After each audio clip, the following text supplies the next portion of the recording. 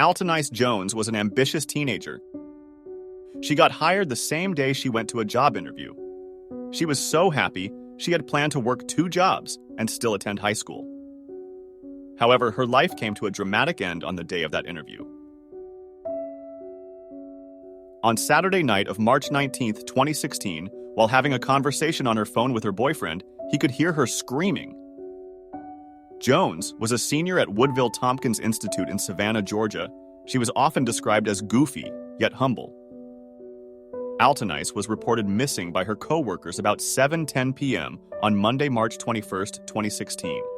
She has not been seen since Saturday night of March 19th. Savannah Chatham police responded to her home at the 200 block of West 39th Street to inquire about her location. She was living with her elderly grandma. After news of her being missing reached her brother, Alvin Scott, he went to her grandma's residence. Soon enough, his worst fears came true. He went upstairs to her bedroom and seeing her under the blanket on the floor, he thought she was asleep. When he removed the cover, she was lying face down. Her body was cold and it appeared that she was bleeding from the mouth. He flipped her over and saw that her face looked like a raisin, with bruises as it was beaten in. The police were called to the scene. After speaking to Altonise's 16-year-old boyfriend, Alvin learned that he had heard Altonise screaming on Saturday night through the phone. Then shortly after, the phone was disconnected. He kept calling back. However, the boyfriend didn't call the police because he didn't know the address to Altonise's home. It was hard for people to wrap their mind around this fact. If you heard someone screaming, why wouldn't you call the police? Based on further investigations, it appeared that on Saturday evening, Alvin brought Altonise to the job interview around 3 p.m. He remembers her getting hired on the spot.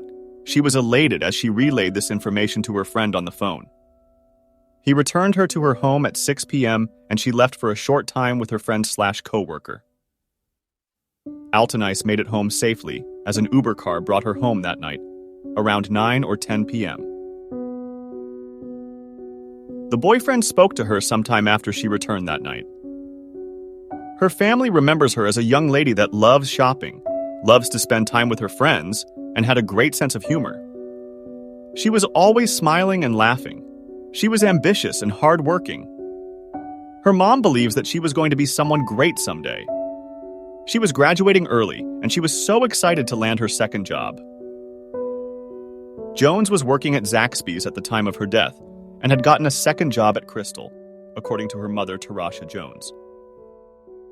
Altonise was living with her grandma because her mom was always on the road as she is a commercial driver. She was living with her grandma for less than 2 months when she was killed. Now the family is left reeling, wanting answers. Why her? Why would someone want to kill her in cold blood? Police ruled Jones's death a homicide, and even after 2 months, there has been no arrest made. An arrest took months. A Savannah man who eluded capture for about a year was arrested in St. Helena Island, South Carolina. He was later extradited, then indicted for murder and related charges in the 2016 death of 16-year-old Altonise Jones in Savannah. The suspect was later identified as an associate of the 16-year-old and her family. Kevin Ponder Bentley, age 58, caused Jones's death by strangling her, the Chatham County grand jury said, in returning a charge of malice murder. The Criminal Investigative Division admits that the suspect has been on their radar for a long time as they continued to put the pieces of the case together. The police have repeatedly said that no case, no matter how old, is ever forgotten.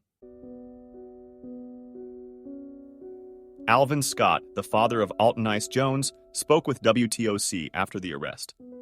He lamented that Kevin took his pride and joy away. He didn't have to do that. That was not yours. He said he has known Bentley since he was a child. He had his suspicions that Bentley killed his daughter shortly after the incident. A family member had answered the door and let Bentley in that night. Altonise was unaware of this as she was talking on her phone. Her great-aunt had stated that they are happy that they arrested someone, but it doesn't bring back our girl. Although there is some relief following Bentley's arrest, family members say the journey to closure is just getting started.